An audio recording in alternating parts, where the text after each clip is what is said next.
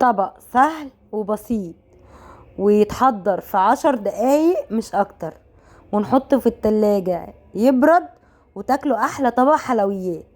جبت الفراولة قطعتها وحطيت عليها سكر وحطيتها على جنب، وجبت الكريم شانتيه حطيت مية ساقعة من الفريزر وضربته، وبعدين جبت معلقتين جيلاتين ومية من الحنفية عادي او دافية، وبعد كده حطيته 30 ثانية في الميكروويف تقل شوية عشان خاطر هضيفه على على الفراولة. ادي الفراولة السكر بتاعنا داب فيها، بعد كده هنزل بالجيلاتين، بس اهم حاجة يكون الجيلاتين بارد. وبعد كده هدوب كوباية لكوباية ونص فيها سكر لبن، وبعد كده هجيب الملفيه هحطه في صينية او في القالب بتاعك، وهنزل بيه هنزل باللبن على الملفيه، بعدين بقطع الحتة ديت عشان اظبط الملفيه ويبقى متساوي.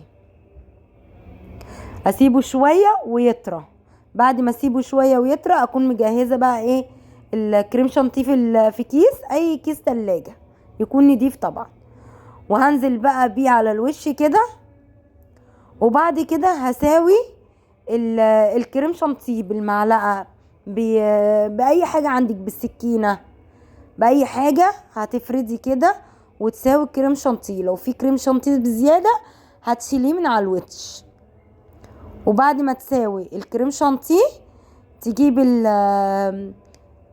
الفراولة وهتنزلي بيها على الوش وتدخليها بقى التلاجة تقعد لها ساعة.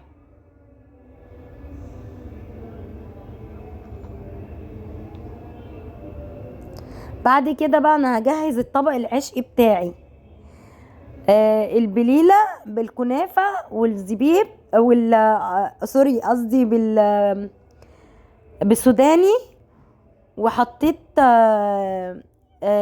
كريم شانتيه عشان انا عاملة بالطبق الملفيه.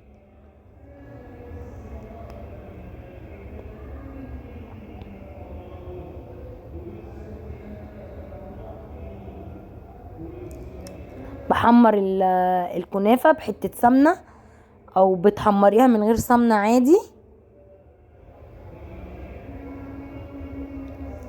بعد كده البليلة ندوب لبن بسكر، لازم يكون حاجة من الاتنين تكون هي اللي سخنة عشان خاطر الكريم شانتيه اللي انا هحطه، او لو مش هنحط كريم شانتيه فالموضوع عادي، هحط الكنافة وهحط السوداني.